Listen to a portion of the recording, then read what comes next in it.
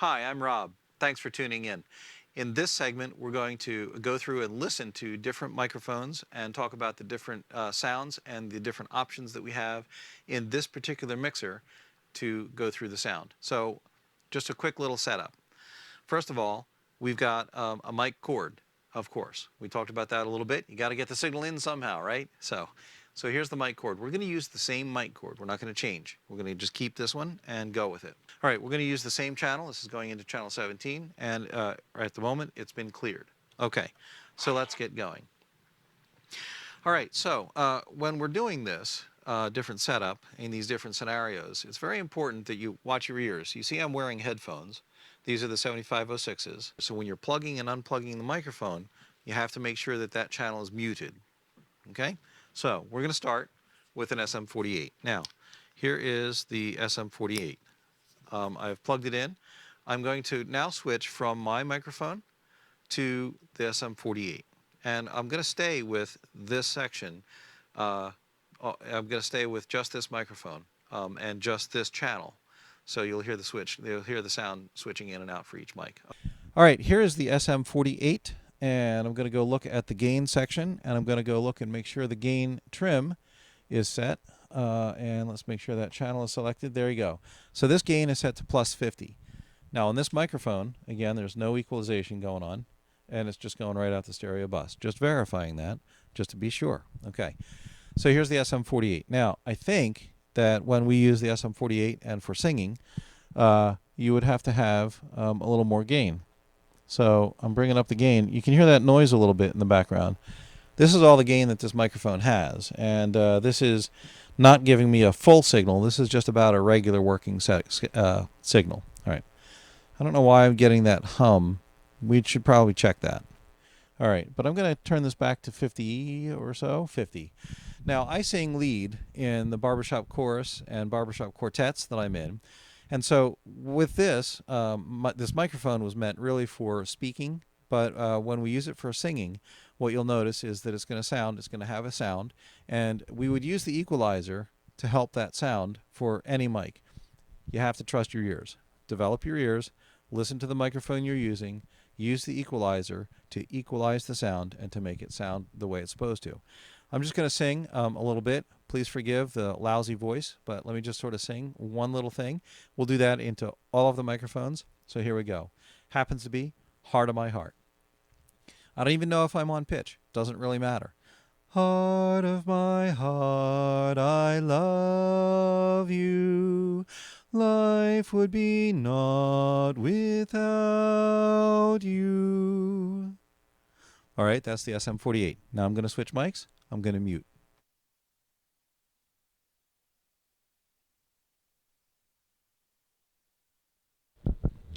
Okay, here is the SM58, and I think you can hear, just even with my speaking, that this sounds a little bit different. I have not changed the gain. I'll verify the gain is still set to plus 50, and I think you'll probably hear the overtones. To my ear, this sounds a little crisper. Actually, you can hear a little bit more of an S to it. Well, and so we might need to EQ an S out if it's really terrible. All right, I'm going to go ahead and I'm going to record that little bit of Heart of My Heart again. Again, I don't know if I'm on pitch or not. Doesn't really matter. Heart of my heart, I love you. Life would be naught without you. And I think you might even hear, like when I have an F, like the sounds of this microphone, you can hear the F and the V of it. It's picking that up a little bit. Stand by. I'm going to switch mics again.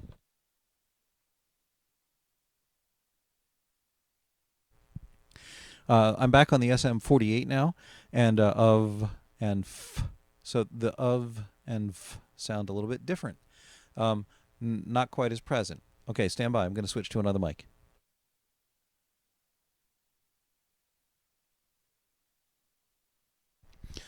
All right, here is an AKG D3700. This is a very old mic. I guess this came on the market in the 80s or so, and it's a dynamic mic, just like the other two, just like the Shure SM58 and the Shure SM48. By the way, the Shure SM58 is a very common mic. everyone uses that as a vocal mic. All the churches, all the schools, a lot of choruses have that. Other singing groups, other bands, you'll find the SM58 everywhere. It is ubiquitous and broadly available. You're not going to go wrong with an SM58. However, why you choose different mics for different scenarios is to improve the sound. So for instance, here's a D3700. This microphone came out and was a competitor to the SM58. It sounds good. It sounds about the same. The qualities are a little different. I don't know if you can notice any differences. I hear it different to my ear, and here you go. Heart of my, heart of my heart, I love you. Life would be naught without you. All right, I'm going to switch mics.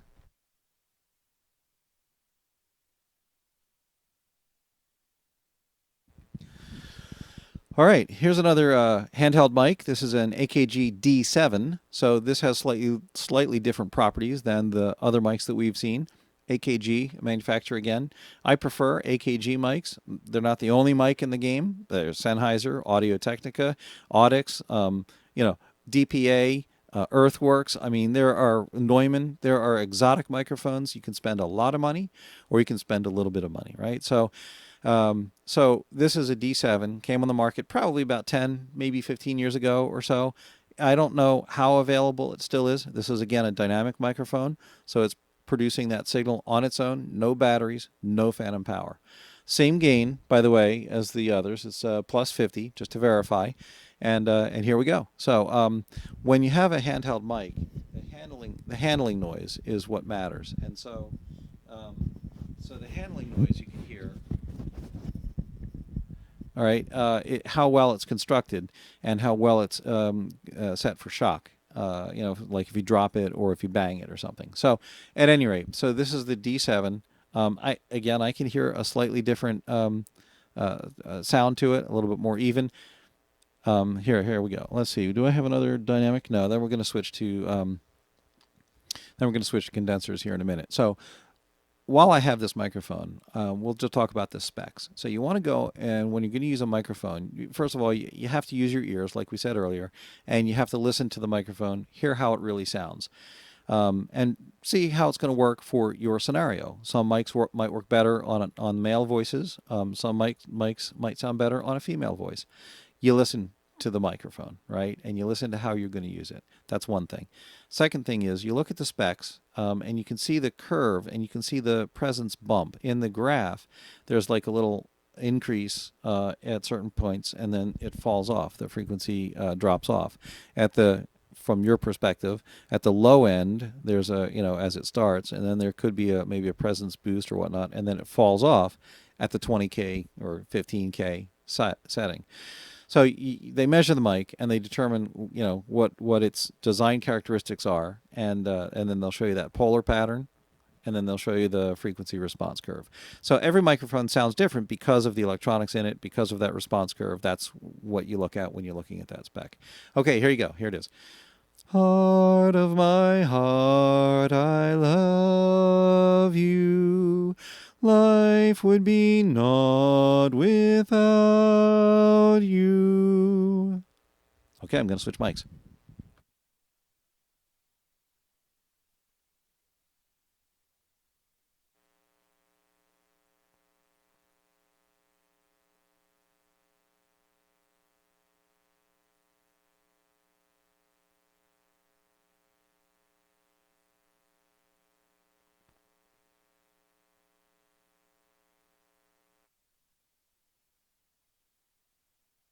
All right, there you go. And now you can hear this microphone because now I have phantom power. All right, so here's the deal. The gain is still set to plus 50. Now you'll notice this is a little hotter of an output. I'm going to probably drop this. Let me just sort of drop this down to like 45. I don't know. I think that's okay. And handling noise isn't too bad on this guy. There is an on-off switch. There you go. There is an on-off switch on this guy, and that does matter. So you have to make sure that the mic is turned on. It's kind of recessed there, though, so you don't have too much of a problem there. So anyway, This has way more high end than the other mics. And this mic is actually more sensitive than the dynamic mic. So when you switch from dynamic to condenser, what you'll find is that the microphone itself is a little more sensitive, picks up more of the room, picks up more of the highs. That's one of the reasons why you use it. It's able to get a more even sound picture of what you're recording.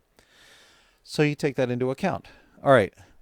Heart of my heart, I love you. Life would be naught without you. All right, I'm going to switch mics. When I almost forgot, but I wanted to tell you this. When you're dealing with condenser mics, what you have to do is you energize and de-energize the circuit here. So really a best practice is that you mute the mic, you de-energize 48 volts, and then you wait for the voltage to reduce. Then you can unplug and switch mics and plug back in. So I'm going to follow that procedure, and that will save my microphones from damage. If you're renting mics, it really doesn't matter. No, that's not the case. If you borrow mics, no, that's not the case. It's always a best practice. When you're going to be using a condenser mic, you want to de-energize, you want to mute, de-energize, change the mics, and then you want to turn it back on in the reverse order. All right, stand by.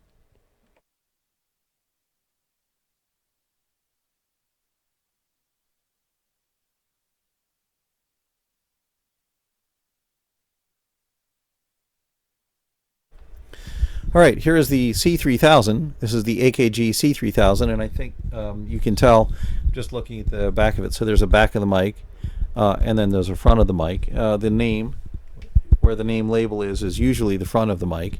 There are the switches. Again, like I said, there's a pad, and there's a roll-off. The roll-off helps with lower end frequency energy. So like if you're using this in an environment that has a low end or a lot of low end, like a bass guitar or like a drum kit or something like that, and you want to roll off. Like if I'm using this on a snare, and I don't want the lows from the kick drum. Anyway, I probably wouldn't use this microphone that way. I'm going to back the gain off a little bit. So again, I had dropped from 50 for the dynamics down to 45 for that other condenser. And I found earlier this week, as I was doing this, at about 38 or so. Let me see, is that 38? Yeah, that's 36. 37, 38. There's 38. I found this to be, a nice, comfortable working level. Now, you'll notice that this actually has a little bit more handling noise. This isn't really meant to be a handheld mic. It's not really meant to be a vocal mic. It's meant to be a soloist mic or a quartet mic. I've used it as a quartet mic for many years, where you put it on a mic stand, and then the quartet, stands in an arc around it. All right, so this can be a great quartet mic. Okay, so here you hear the difference is it's got a hotter output. We had to drop the gain a little bit. There's a little bit of you hear that P. Condenser mics will do this. Inside, there's actually a stereo capsule in there that this is not stereo. Sorry, I didn't mean that. It's got a little capsule. It's like a 1-inch thin diaphragm. Okay. You'll notice, actually, while we've been sitting here, that my air conditioner just kicked on, and you can actually hear it in this microphone. It's been turning on and off, actually, through this whole sequence. But you haven't heard it in the dynamic mics because the microphone isn't sensitive enough to pick it up, nor is it pick up the frequencies. Hold on. I'm going to re-say that. So you'll notice that while we've been sitting here that the air conditioner is turned on and you can hear it in the background. The reason for that is because this condenser mic is picking that up. And that's something that you'll find about condenser mics, is that they'll pick up more background noise. They're really meant to do that. They're meant to be used in a studio that has sound treatments in the studio room and has no other noises, because what you're trying to do is pick up the artist, right? It's not really meant to be a handheld mic. So it's because of the sensitivity of this microphone, and it's also because of the pickup pattern, the characteristics of the microphone. All right, here we go.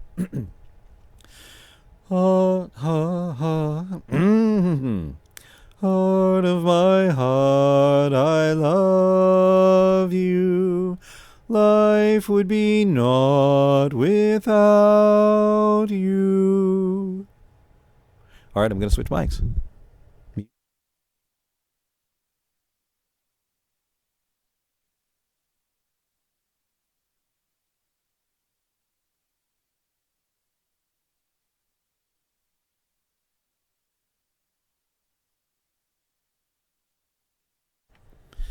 Okay, here is the AKG 214. This is a sort of a trapezoidal shape, as you can see, and a rectangular shape. This has the switches as well, here and here. Now, this microphone has, handling noise. So what? I mean, it's not really meant. It's meant to be on a stand. You can use this as a quartet mic. You can use this on drums. You can use it on bongos or whatever, acoustic guitar. Just really any sound source that you want to pick up. This is a pretty good mic for a lot of that. Again, look at the frequency, response curve to see where the little bump or boost in presence is. Maybe it's got something up around 3 or 4K or something like that. We can look at that if we had to. If you're making the selection, again, you listen to it. This particular mic is a 214, and it's part of a stereo pair. So they're a matched pair. So from the manufacturing plant, they have someone that goes and listens to and tests the microphones and looks at the response curves. And they go down the line and they pick microphones. They each have a serial number. Each have a serial number on them, and they look at where the response curve is the same and the pickup pattern is the same. I mean, identical the same. Like superimpose it, and it's identically the same, and then that becomes a matched pair. It's not like you go and you get like unit number 94 and 95, and they happen to be a matched pair. This has to do with really the characteristics of it. And so why it's good to use a matched pair is when you're doing some more extensive recording. Maybe you're using 2 of these for a quartet, and maybe you're aiming one to these 2 guys, and then you're aiming the other one to these 2 guys. It probably would be good to have both. Now, here again, you can hear that water that came in. That it's another something else going on in the house. This microphone picked that up pretty well. So if we wanted water as a sound effect, well, we could use this. Here, wait a minute. Let's go ahead and give that. Here we go. We'll go ahead and aim the mic right at it. All right, I'm going to change mics. Stand by. Mute.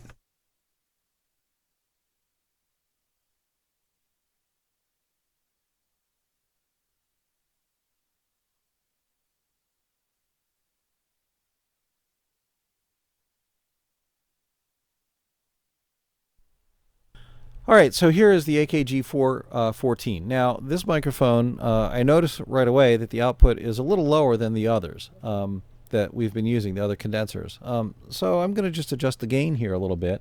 I'm going to bring it up to about 42. I think the other day when I was doing this, I kind of thought 42 sounded pretty similar to the others. All right, so this microphone has a lot to it. It has pickup patterns, and it has your roll-offs and all that sort of thing in your pad. You'll notice, it has a. It's recommended to use a pop filter. You'll see those. It's just a black circle sometimes. Good studio microphone. Okay, it's meant to be used in the studio. This is not necessarily meant for what we want, but if you're making a recording of your quartet or something like that, it's a great mic. Put every voice on one of these, mix it up, and you're good to go. Why I'm showing you this microphone and the other microphones that are the condensers is so you hear that high end, that openness, that airiness. You see the difference that it makes when you listen to the microphone. So this microphone has multiple patterns, and that could be a lot of fun. Like here, I'm going to switch to a figure 8 pattern. Now watch this.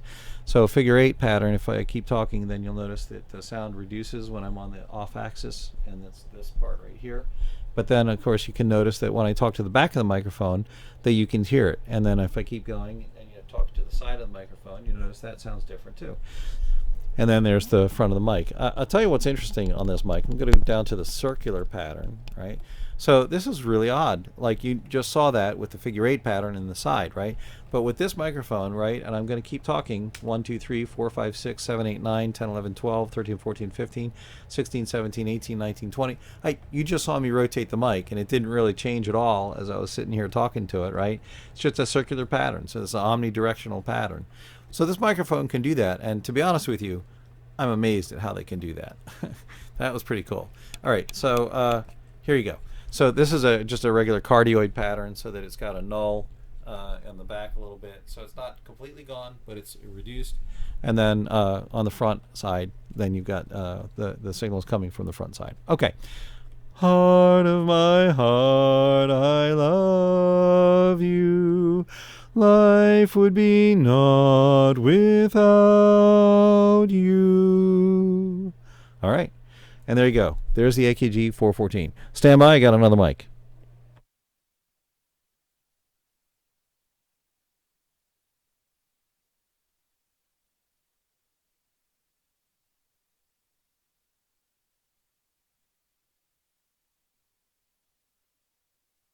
Check, check, check. Ah, there you go. Now, this is the cord that we've been using, right, all along. I'll put that down. So, of course, we have wireless options. Now, here's a wireless mic that has come into the board. And I'm going to look at the gain here on this particular channel. I have to select the channel, and I'm going to look at the gain. This microphone doesn't sound as loud to me. Let's go ahead and, let's see, do I have, hang on. Check, check, check. Check, check, check. 1, 2. I don't know which mic I have. Right. Okay. There. Got it. All right, let's just make sure that's the mic I'm on. Got it. All right. So I've got the gain set to 32, but I could bring that up to like 38. And this is a handheld microphone. Now, it's wireless. This particular microphone cost several $100s. This is probably about a $400 or $500 microphone. I did get it on sale, and this was actually a restock item. When you're dealing with wireless microphones, and really when you deal with any microphone, you get what you pay for. So this particular microphone, while it's wireless and it gives you the mobility, and you don't have any mic cords, you know, it costs a bit of money. You can find cheap wireless. You know, if you calculate the cost down, you know, it's like, you know, $50 a channel or $28 a channel. You can get like a 4-channel unit and whatnot, and they'll sound about like that too. So with that, you might need to have a little bit more in the equalization section, especially a digital console where you have a parametric EQ and you can work with it. True to our word, though, when we were using the mic cord, this EQ section is not engaged, and I'm not doing anything to this mic. So this is the wireless mic, bare. Okay. So here we go. Heart of my heart, I love you. Life would be naught without you. So it works, and it works pretty well. I'm sorry I don't have the other microphones to go through that with you. All right, so that concludes our mic test. I'm going to here. Hang on, I'm going to switch back to me. There you go. So that is now my microphone here. This is also a wireless microphone, by the way. And actually, I wanted to show you that as well. So this microphone I've been using for the narration of this segment. And I do have actually compression, and I do have equalization turned on this guy. And the gain, let's see, the gain is about 43 or so. I'm going to turn off the equalizer and the compressor so you can hear the difference. All right, so this is the microphone without using any equalization. That's this microphone right here, that microphone right there. And so because of the proximity that I have it, and lapel microphones are notorious for this, headset mics that you wear on the ear are also notorious for this. They have that kind of that mid-rangey kind of a boost because of where they are on your body and your body resonance and as you're using your voice. So when I turn on the EQ, now I can make it sound a little bit more natural. Don't forget to subscribe and click the bell so you get notified when there's new content.